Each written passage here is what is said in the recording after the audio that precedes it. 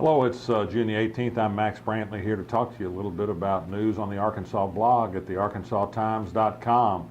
I think one of the biggest news headlines of the day is the news from President Obama in the White House that he's going to issue an executive order that will require non-discrimination against LGBT, that's lesbian, gay, bisexual, transgender people, in federal contracts and subcontractors on federal contracts. This is a step that we ought to have in law now. The Senate has passed employment non-discrimination legislation. The House has refused to pass it. So the President is going to take matters in his own hands, at least insofar as those who are paid by federal contracts. This, of course, has impact on Arkansas. Something like 20 million people work in a given year on federal contracts, a lot of those in Arkansas, so this will have real meaning for real people in Arkansas. I talked last week with the former White House liaison of the gay community, Marcia Scott, and while equality in marriage is one of the big issues in the news today, a much more important issue to everyday people is whether they can fear being fired when they go to work simply because of who they are, and the President's taken a strong step in their direction. Gay rights still is one of the great equal rights issues of our day. Mike Huckabee, our former governor, it was just announced this week, is going to be one of the top speakers at a march Thursday in Washington, where those are still fighting fiercely to preserve discrimination against gay people in marriage.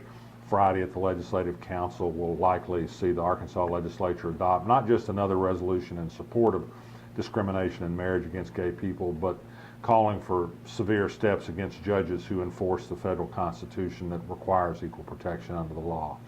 Other news today, I've got the latest tax report from the Razorback Foundation. They finished in the hole in their most recent year, partly because they had to pay some big payments to former coaches and severance pay for fired coaches and that sort of thing, but there's a lot of construction going on at Fayetteville, and that's part of the reason for the extra expense on top of revenue. There's a great report today on the Arkansas blog about domestic violence and about how domestic protection orders don't always protect women from abusive boyfriends and husbands. A capital murder case in Carroll County, Arkansas is a case in point.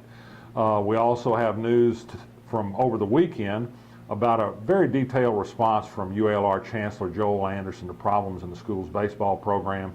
In keeping with his practice, he's released all the documents he has about it and has called for an independent investigation. I think it's another good day for Joel Anderson, if a tough situation for the university. There's a great little dispute brewing in Beebe, Arkansas, official resistance to a pagan temple, and also a couple of fierce adversaries suddenly are friendly now. David Sterling, who was a Republican nominee for Attorney General and was defeated in the runoff by Leslie Rutledge, now says he'll support Leslie Rutledge, even though he had not a single good thing to say about her during the course of the election campaign.